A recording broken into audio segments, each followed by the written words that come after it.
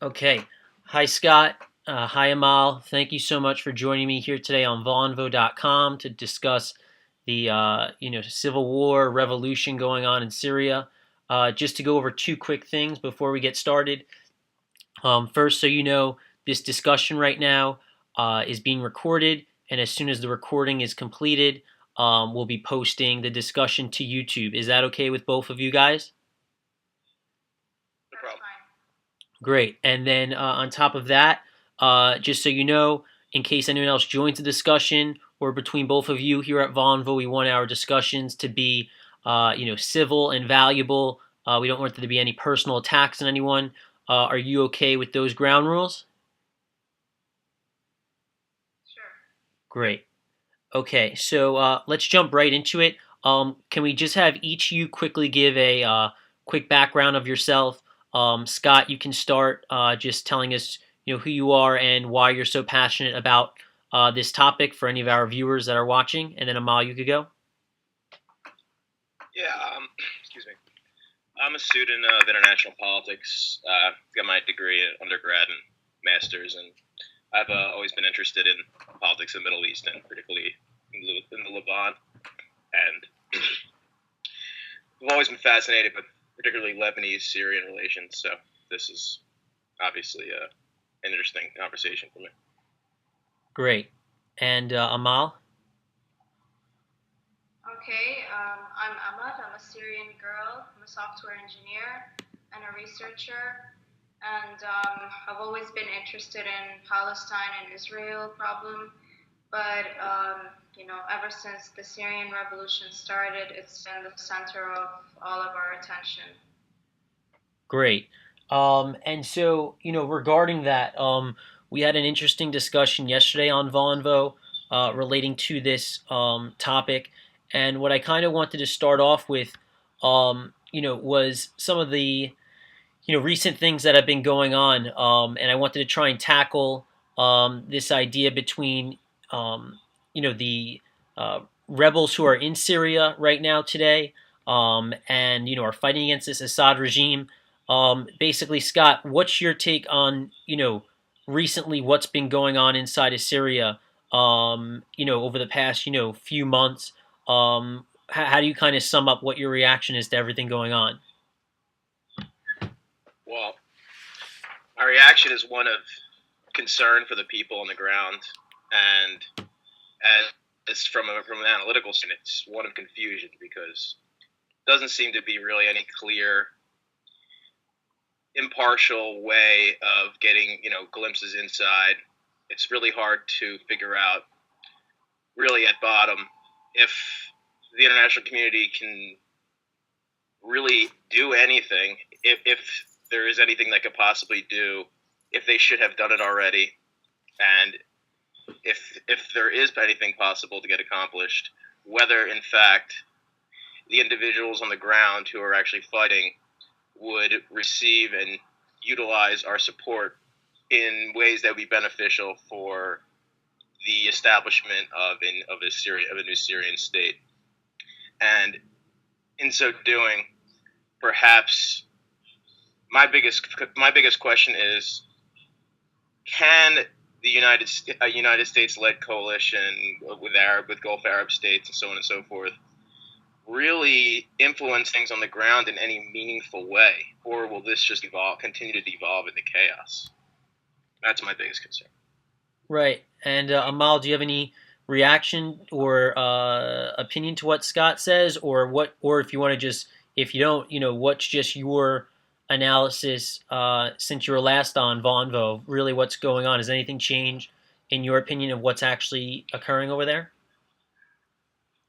Okay, let me just answer to what Scott is saying. I'm sure that Scott is saying this with a good intention and everything, or maybe he's a little bit misinformed about the situation of the West with regards to Syria. But okay, so we have, many different factions of rebel fighters. Each faction has a different ideology which they want to carry out, but what they have in common is the ultimate good of Syria, getting rid of the Assad regime, being able to have a Syria free of brutality, savagery, everything that we talked about before. So with regards to America coming to save the day, uh, that's the opposite of what has actually been going on since 2 years, including the West and including everything. Now, I don't know what your take on Israel and the Zionism and everything is, but as you know, we cannot decide something about Syria without thinking about its neighbors and the influence of the events in Syria on its neighbors. So what the West is doing right now is simply making sure that Syria's neighbor is going to be safe.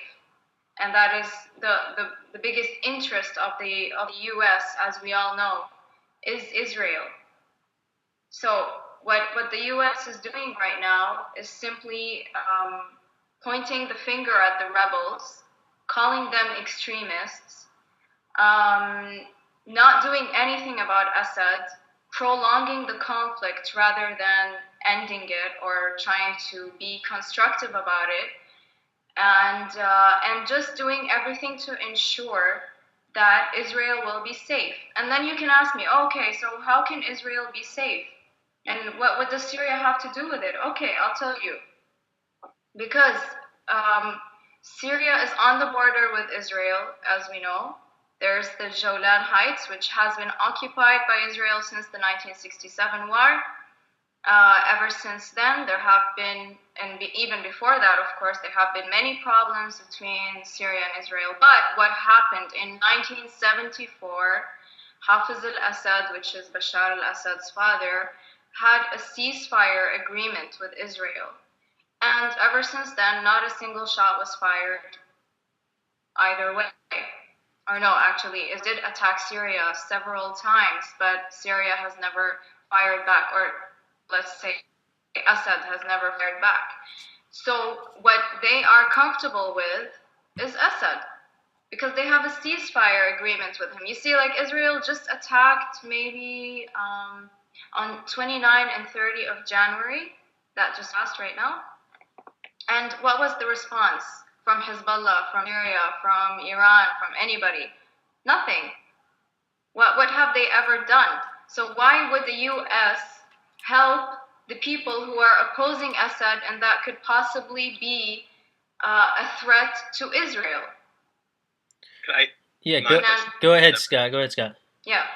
Well, I must say, well, first, obviously, I was actually saying the complete opposite of suggesting the U.S. come to the rescue. In fact, I have been begrudgingly opposed to intervening from the very beginning. I mean, hindsight's 20/20. Frankly, there's more that Western powers in general, along with Turkey and Qatar and Syria and UAE and so forth, could have done more to provide lethal assistance to the rebels. My concern is, given the factionalization of the rebel cause, given that the Syrian Opposition Council has seemingly so little sway on the ground because they're exiles, because they're not the ones fighting, because they're not the ones actually changing facts on the ground themselves, I worry that if Assad were to fall, just forget from the perspective of the perspective that you're viewing the conflict. Period. It seems pretty clear that a total victory by either side, either Assad retaking control, or rebels overthrowing Damascus, would both be disastrous outcomes. And I don't believe that the United States for example, in Israel in particular, is really hell set on one outcome or another. I think really they're taking a wait and see approach because they just simply don't know what to do.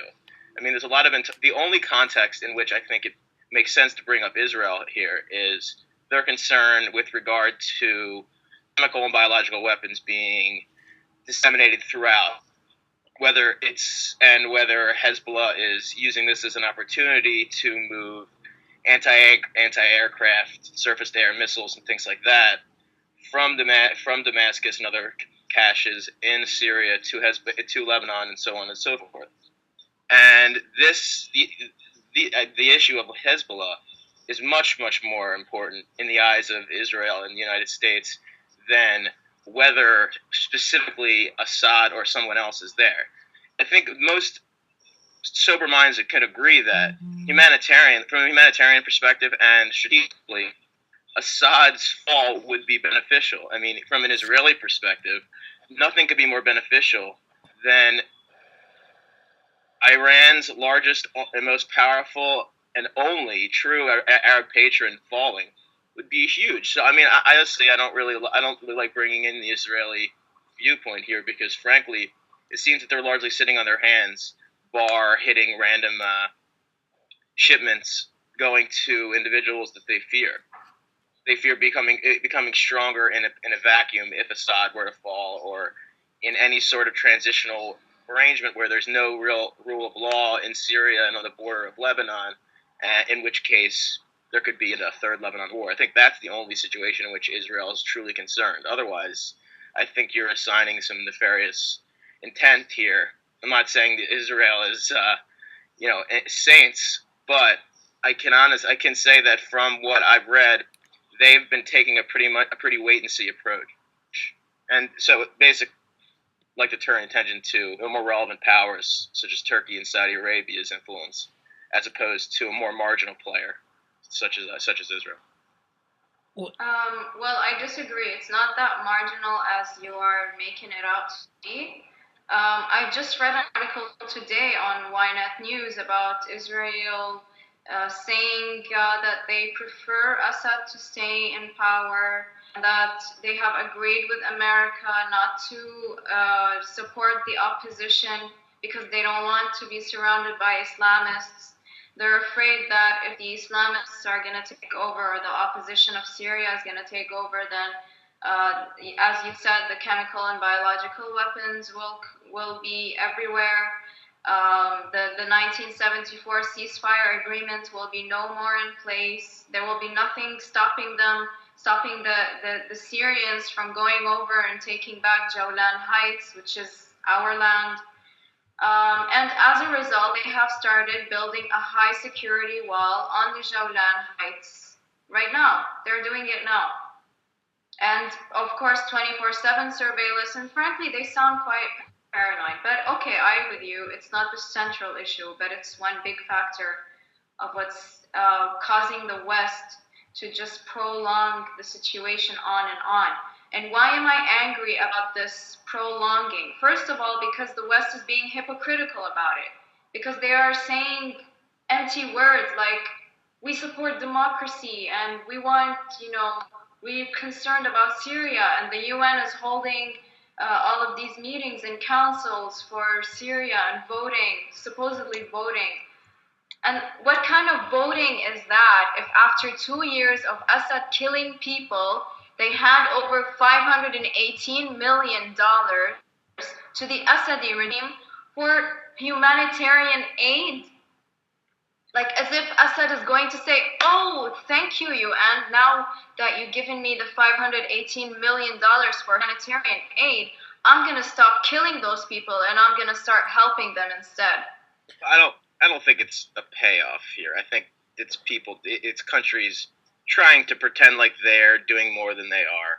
And look, it's not a payoff. I'll tell you how it works. What's going to happen is that this money, part of it is going to go to pay the militia of Assad, and another part of it is going to go to the actual humanitarian aid, but for government-held areas. So how is this going to play? People are going to start saying the areas that are not held by the government are really doing so badly, and they're torn down, and people cannot get any food or medicine or anything, while the government-held areas are doing really well. Yeah, because they have $518 million from the UN to help them out with doing well. Come on. Yes. A problem here, though, is if you read doesn't matter what newspaper you pick up, it doesn't matter what foreign policy-related website you look. A lot of these sources showing devastation and anger, rebels on the ground. But I'm not talking about just Christians. I'm not talking about just Druze communities. I'm not talking about just Sunnis. I'm talking about what it appears to what the situation on the ground appears chaotic, regardless of whom is in control. In both the Free Syrian Army enclaves, whether it just what you hear about are towns getting shelled and the fighters moving on. And I see a lot of people who would ideologically and principally be for Assad's removal, seeing Free Syrian Army elements and not to mention jihadi and Salafi wings who are fighting powerfully on the ground and making gains, but not doing much in the way of actually providing aid on the ground. And everybody in the West is seeing this, and this dovetails to your initial point, which is no, it's not. If you were to ask Israeli and Western intelligence leaders, what do they wish to happen within this situation?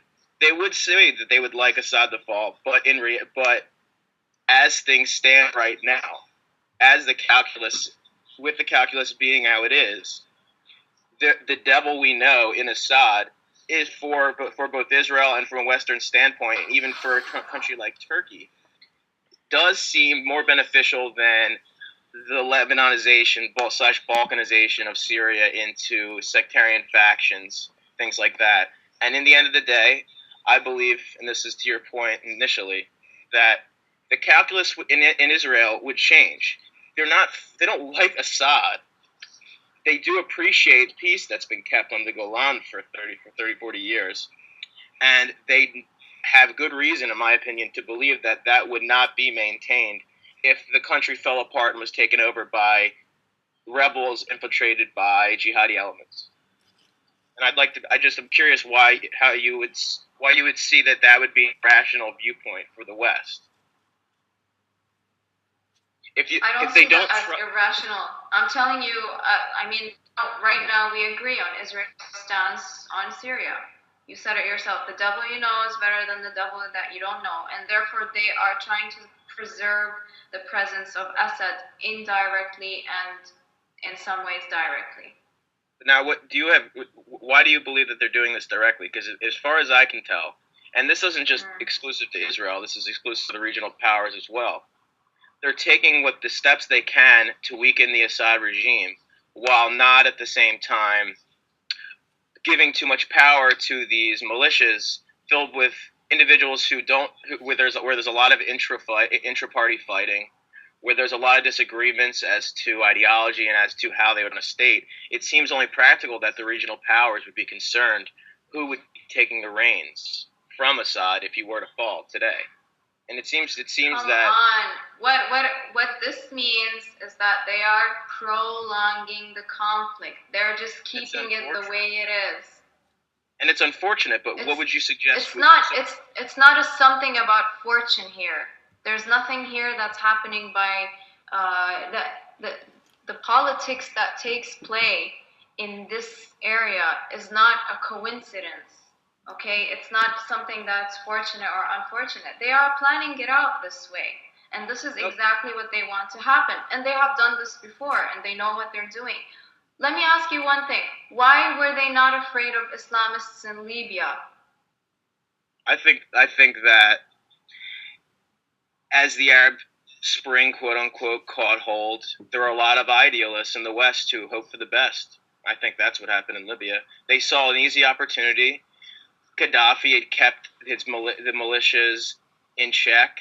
It was at bottom. It was an easy country to conquer very quickly, and that's why they went for it. They could look good, the West, and more importantly, the French and Italian powers who had more who are more affected by Libya knew that it was an easy war. It was an easy war. It was an easy war to begin. It's clearly a very difficult war to end. And we're seeing chaos. And it's this chaos that we see in the West that's putting a real hold on any serious discussion about intervening in Syria. But I ask you. Let's just have a summary of the Arab Spring. How long was each revolution here? Each revolution was like 2, 3 months max, and then Syria goes on for 2 years with Well, because this has turned into a what? conventional, but because of all the powers getting involved, this has become a Mm. conventional war. This is not just a group of insurgents trying to overthrow a government. This has become two set armies fighting pitched battles in the streets. I mean, Scott, how do foreign groups get involved in a beneficial way here? wait, so I just so don't see Well, it. of course, it's going to become two armies fighting each other. That's because it has been prolonged.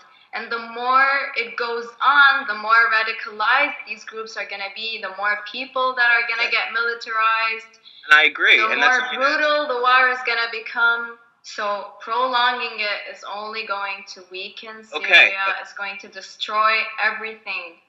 Okay, and I agree. But what do you Yeah.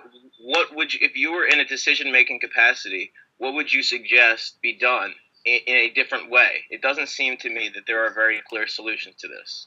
It seems that we're talking past one another while essentially agreeing that there's little that can be done. What would you suggest to be done differently? What should be done differently, idealistically, would be to have a proper judgment system to remove the person who's obviously destroying and killing people, a dictator that has been there and his family have been ruling the country for like over 40 years, and nobody can get rid of him. And it's not like we're not having military intervention in Syria. Who is intervening? Tell me.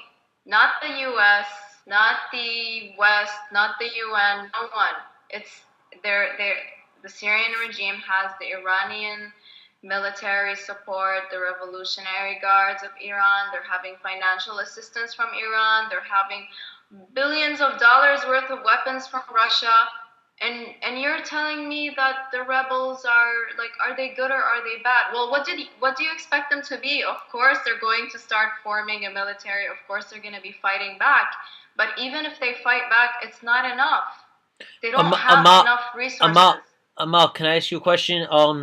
I read something about the rebels coming from like 70 or 80% of the rebels being civilians, but from or citizens of outside countries from like Turkey or Jordan, Iran. Like we had someone on yesterday who said some of the fighters for the Assad regime are from Russia.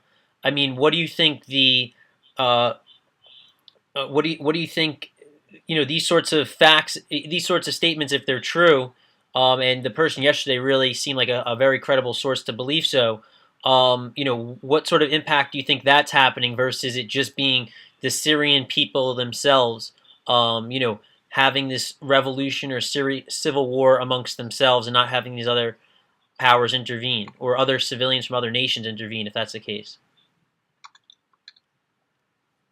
Okay, well, the ratio of the outside intervention for the Assad regime, helping the Assad regime, is uh, much higher than the people that are helping the rebels. That's the most important thing here, because the people that came to help the rebels are Muslims who sympathize with Muslims and who say, our brothers are suffering, we can't handle this. And what percentage are they of the entire revolution? They are nothing. They are a part of a group called Jabhat al-Nusra, and this group is actually the most effective fighter group for getting rid of Assad, because they have advanced techniques and they have more funding than the other groups. And Jabhat al-Nusra, you can say, contain 25% of fighters that are coming from outside to help, and the rest of the 75% are Syrians. And then the entire Free Syrian Army are all Syrians. So it's not equal. Whereas for the Assadi regime, if you remember in our last conversation, I told you about the military distribution for the government. So they have several distributions. One is the mainstream army, of which very little of them are fighting right now, if any. And what happened is that these army people realized that they were being instructed to kill their own people, and then they started refusing, and most of them have defected. Of course, there's no Syrian person that will go in and start killing their own people. But who is supporting Assad right now? It's the militia that is particular to the Alawite sect. The militia that Bashar and his brother control mainly. So this is the militia that is kept within the family, trained for the family, trained to protect their sect in the worst case scenarios. They are the most brutal forces, the most savage, trained differently. They are not like normal human beings that that fight in any kind of army. Yeah, go ahead, Scott. Two major points to addressing that. First of all, when I asked you about a solution, and you suggested negotiated transfer of power, that is, in so many words, the solution that's not adopted by the relevant powers who are intervening on either side. Even Russia has been showing willingness to accept negotiations without Assad, but with relevant cadres under him to seek a transition of power. I think that is, in reality, the ideal scenario, because it would bring this conflict to an end without allowing the country to splinter into pieces. Now, you bring up Jabhat al-Nusra. This is a well-known Al-Qaeda organization. I won't speculate about numbers as to the composition. Wait. Why are you claiming that it's Al-Qaeda? I'm not claiming. Why do you bring those two together? I'm not personally claiming. There are significant lessons. Hold on. Do you actually know this for a fact? No. They have been designated formally a terrorist organization by the relevant powers. And how? What? Who? By who? By the U.S.? The U.S. said that they're terrorists, so that means they are terrorists. Is that it? What? Not for the purposes of this conversation, yes. Because the point is, the perception of the West is that there are elements within the groups fighting, particularly the most powerful elements, like Jabhat al-Nusra, who Al-Qaeda and doesn't matter it's not important to me what their actual ideology is. They're not Al-Qaeda, so there's no need to even mention that over here. Okay. That's just like quite all right. Demonizing. That's part of demonizing the opposition. It's part of the whole saying the rebels are terrorists. What? Yeah. I'm not some Syrian government agent. I'm for an overthrow of the Assad regime.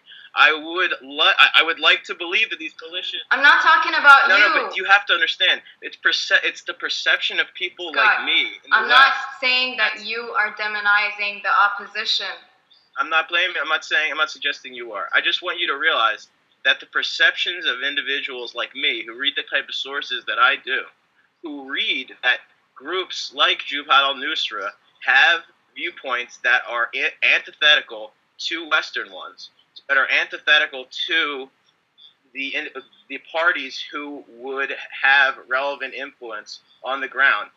It seems only logical to me that these said relevant parties who are concerned about the composition of the rebels would take a group like Jabhat al-Nusra's very existence as the most powerful militia in the country as reason to be concerned about whether lethal aid should be given to the rebels. It doesn't seem like I agree. They are concerned because of groups like Jabhat al-Nusra, because they're worried about Israel's safety. And that's why they say they're terrorists. Don't support them. And the Israeli guys tell Obama, no, please don't support the Syrian opposition because we're going to have a lot of problems for the Islamists after that. But we know that Assad is safe and we have a ceasefire agreement, and he's been such a good little boy all this time. So let's keep him on.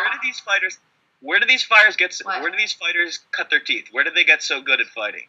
In Iraq, in between 2003 and 2007, fighting U.S. forces. I mean, you have to understand why the West would be a little concerned about handing over Stinger missiles to these people.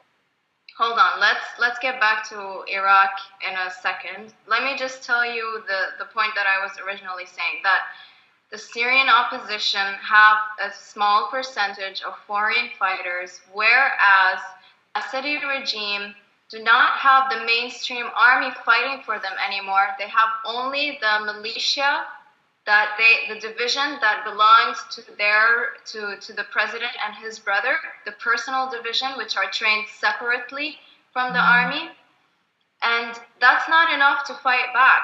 So that's why they have Iranian Revolutionary Guards, and yes, they do have Russian fighters with them, and they have a lot of financial aid. They have Hezbollah fighters also fighting with them. All of these people from Lebanon, from Iran, from Russia, other than the weapons, chemical weapons, biological weapons, everything that you can imagine, is fighting against the Syrian people. And therefore, that's why the first 6 months of the revolution was entirely peaceful. But then the Syrian people are like, what are we going to do? Are we going to just keep getting killed? And they started developing this military. But to come and hear the U.S. come and say, oh, the rebels are terrorists. They're not. Okay, first of all, why are you... Yeah, they are calling them that and demonizing them repeatedly. If you go and look at all the media, the Western media that come out, Jabhat al-Nusra, Sharia Allah, the Ahrar al-Sham, they're Islamists, they're crazy, they want to cut people's heads off. They're not like that. The sources most often citing that are the most interventionist minded people. These are individuals who are saying, for example, that Jabhat al-Nusra is an al-Qaeda organization to force the Obama administration's hand to intervene on your behalf, on your cause's behalf. No, that's the opposite. That's the opposite, because let me tell you one thing. The people who are saying that Jabhat al-Nusra is backed by al-Qaeda are the ones that are playing in the conspiracy theories. You know, the ones that claim that the U.S. created al-Qaeda and the rebels are Western-backed and they were just created by the U.S. to overthrow Assad and to weaken Iran. Now let's go into the Iraq war. Let's say that the U.S. wants to overthrow Assad to weaken Iran. Okay? What happened in Iraq war? It was a disaster, and we learned. Just tell me. Muslim countries. No, but see, if you're one second. Iraq, wait. But hold on, just one sentence. Iraq and Libya are the reason why we are not in Syria right now. The disaster that was Iraq post 2003 invasion. I'm telling you that this is the viewpoints that are generally espoused. I'm not saying they're right or wrong. I'm just saying this is the logic undergirding Western policymakers. They saw these disasters and they do not want. Okay. Why did America attack Iraq? What is the reason? Fallacious reasons. They wanted Saddam gone. That's it. Why? I don't like dealing with these hypotheticals because we went in on false pretenses. Right. We went in because there were. What did they say? What were they saying before they went in? Iraq are terrorists. They were behind 9/11. They have weapons of mass destruction. What? This is so beside the point, and it's actually contradictory because. No. I'm getting to the point. Hold on. The Secretary of Defense, U.S. at the time, forbid U.S. officials from calling the elements on the ground in Iraq terrorists or, God forbid, insurgents. They forbid those kind of terms because they wanted to avoid the look that the occupation was going wrong, even though it was going wrong from the very, very, very beginning. The fact of the matter is, this was the opposite approach they used. They avoided terms like this. They used words like, oh, these are just lone wolves. These are just basically they tried to deflect and make it seem like the area was stable and they had things under control. They weren't screaming bloody murder that everybody who rose up was a terrorist, because they didn't have to. We were already there. We already had the country occupied. There was the public opinion polls stopped mattering March 23rd, 2003, when we marched on Baghdad. So I'm sorry. I don't. I'm I believe the talking about Iraqis. the first. I'm talking about the first Iraqi war, the first attack of America on Iraq. They were saying that we came here because of the 9/11 attack, and this is a war on terrorism, and all that cliche stuff. It has They were become all really like such a cliches. cliche for America to say. This is a war on terrorism, and we must end the destruction. And It was, Saddam has weapons of mass destruction and and whatever. it was Okay, silly. so they It went was in. silly. They went in. Okay, now question: who helped them? Who helped them? The coalition. Iran. Iran helped them. It helped Iraq. Iran supported the U.S. to go into Iraq, create sectarian war. I will not disagree. And then what? And then what was the result? Let me continue. Let me continue, please. Okay? Iran supported the U.S. in going into Iraq. They made it easier for them. They helped them to create the sectarianism issues. You know, Iraq was ruled by Sunni power, and the Shia were a minority. Iran's majority, if not all of them, are Shia. Of course, the ruling government is Shia, everything in it is Shia. So what do they want? They wanted to spread their influence in Iraq. What did America want? America wanted to get the oil. America got its oil. Let me continue, and then you can speak, okay? America got its oil, and then they installed al-Maliki, the current president of Iran. And what did he do? He was the Shia in power. He was the collaborator in between. So he became a puppet for Ahmadinejad. Iran was happy. Iran got its Shia power installed in Iraq. America was happy because it got its oil, and then they left. And as a result, the Shia crescent was fulfilled. And I'm not saying this on a sectarian basis. I'm saying this for a point. Okay, so no.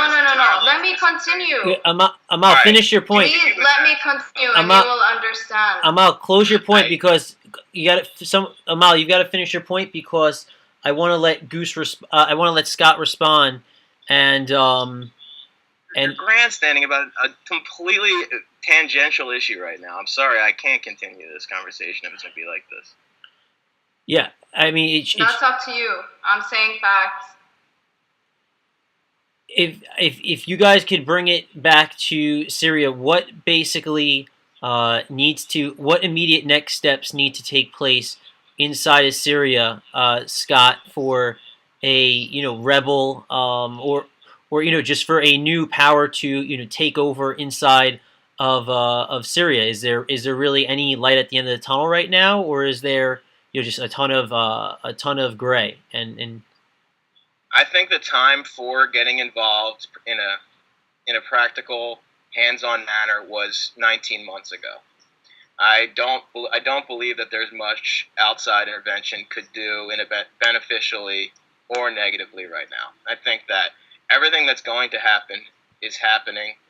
The dynamics at play are as such that there's very little change would occur on the ground if we just started handing over surface-to-air missiles to the Free Syrian Army, for example. I don't think much would happen if we started airlifting in tanks so they could have even bloodier pitched battles in the streets of Homs. I don't see much actually occurring until major backers of Assad become fearful that the military can no longer sustain itself. The group can no longer sustain itself. Until Putin makes the calculation that Assad is no longer worth backing, nothing will change, in my opinion. Amal, do you agree with that, or what's your take on the? Do you agree with that? And then, what are the immediate next steps that need to take place, inside of Syria to have a new power take over? I think right now, if we're just gonna talk about specifically Syria and not a grounding situation, the history of the events, we're not gonna reach to any real conclusions. And for some reason, you guys don't want to let me get to my point because it has everything to do with Syria. Because what happened. Let me just say why. Please. Please stop interrupting me. Let me continue, and then you can tell me what you want, okay? What happened was that we had the Iran passage, okay? So there was from Iran to Iraq to Syria to South Lebanon. This was called the Shia Crescent. America helped put that in place by installing al-Maliki in Iraq and allowing the Shia to take power. And they did this knowingly in collaboration with Iran. So now they have this passage: Iran, Iraq, Syria, South Lebanon, okay? How will America help to destroy the passage that it actually ensured just a little while ago? And why would it do that if it would threaten Israel? So I think that we should stop talking dreams and hallucinations about the West trying to help Syria, because they don't care and they don't want to help. They're only interested in what benefits them, not what benefits humanity or democracy. So let's say enough about dreams of the West and the Western so-called democracy and the UN and everybody trying to help. There are no further steps from the international community. The international community are slowing us down rather than speeding us up. And this happened very obviously with the 518 million that the UN just handed to Assad's regime. What are the future steps to help Syria? Yeah. It's gonna be just Syrians right now. Syrians have to help Syria. Syrians do not want the help of the West. Syrians wish that the West would stop hurting Syria and would just mind its own business. That's what I can say for sure. Okay. Scott, do you agree with that? Now, to a certain that the future of Syria is in the hands of Syrians, absolutely. And I just want to make it clear to Amal that, with respect to the reason why I got frustrated about the Iraq discussion is because I disagree with the motives with respect to both. Look, we went into Iraq for a number of dumb reasons. The reason why we wound up with a Shia crescent was more a matter of accepting the reality that our enemy, Iran, is now in the power seat because we overthrew the balancing power in the region, which was extraordinarily stupid. I would never support the Iraq invasion. Was so disastrous, not just because we didn't even have a plan for the post-occupation, but because all it did was empower an even more malevolent force in Iran. I agree. I would even go so far as to say that the United States perhaps did indirectly support the creation of the Shia Crescent, in part to counterbalance the power of its own allies in Qatar, in UAE, in Saudi Arabia, because they did not want a full-blown Sunni. They did not want a state power bloc to be able to dictate and start fighting proxy wars as they are in Syria right now. All of this situation leads us to the point where, yes, we are at a weird situation where I agree with everything. I want the same thing that Amal wants. I, as a U.S. citizen who supports Israel, who supports many countries in the world, all who are allied with the United States, regardless of sectarian makeup, regardless of race, color, creed, religion, whatever. The fact of the matter is, there's so little left that we can do. The United States had messed things up in the region to such an extent that there did become this Iranian power bloc. That power bloc would be severely hamstrung if Assad were to fall, and for that, I hope for the best. I hope the Free Syrian Army is able to fight Assad to a situation resembling a stalemate that would necessitate that Assad essentially realize that his days are numbered and actually advocates the throne. In that sense, I agree with them all that the individuals on the ground should be in control of their own fates, and I hope for the best. And I actually, in the end, share many more viewpoints about the end game with Amal than it may seem. I actually wish we hadn't gotten into the Iraq discussion because I think it distracted from the fact that in reality we want a lot of the same things here. We just disagree on the process. Right. So Do we really? Wait, I just have a question for Scott. yeah, go ahead. So you mentioned right now that you are a supporter of Israel, correct? Not everything they do, but yes. Wait, and Amal, I want you to continue, but I just wanted to let you know that I have to run because I have to go and start another room. So feel free to ask Scott your question. I have to close. Not, I have to leave this room and go start another one. So go and finish your question. I need to give you that heads up. I'm sorry. Finish your question though. Sorry. Okay, go ahead, Max. Thanks.